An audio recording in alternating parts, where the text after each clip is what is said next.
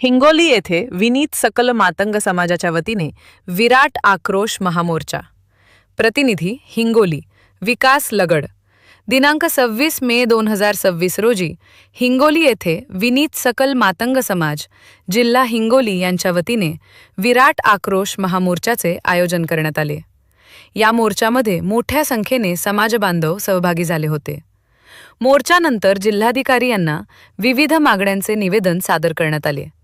यावेळी अनुसूचित जाती गटांसाठी असलेल्या एकत्रित 13% आरक्षणाचे अ, ब, क, ड नुसार उपवर्गीकरण तात्काळ करण्यात यावे, तसेच अनुसूचित जाती वर्गीकरणाची अंमलबजावणी त्वरित करावी, अशी प्रमुख मागणी करण्यात आली. या विराट आक्रोश महामोर्चामध्ये विविध सामाजिक व राजकीय संघटनांचा मोठा सहभाग पाहायला मिळाला.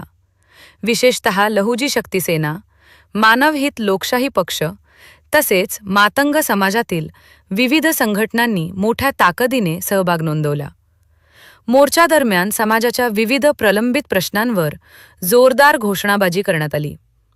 शासनाने समाजाच्या मागण्यांकडे गांभीर्याने लक्ष देऊन तातडीने निर्णय घ्यावा, अशी भावना उपस्थितांनी व्यक्त केली.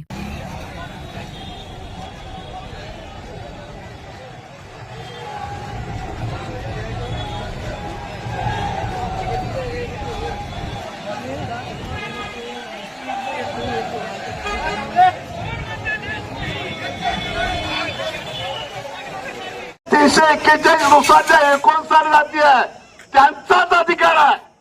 मग त्यांचाच अधिकार असताना त्याच्या बाहेरची जात कशी काय घेते? 341 सांगते की बाहेरचा आत येणार नाही, आतला बाहेर जाणार नाही, हे सगळं खरं आहे. मग त्या 341 नुसार महाराष्ट्रातली जी अनुसूचित जातीची यादी आहे ती महाराष्ट्र या देशातली पहिली जनगणना 51 झाली. 56ला धर्मांतर झालं.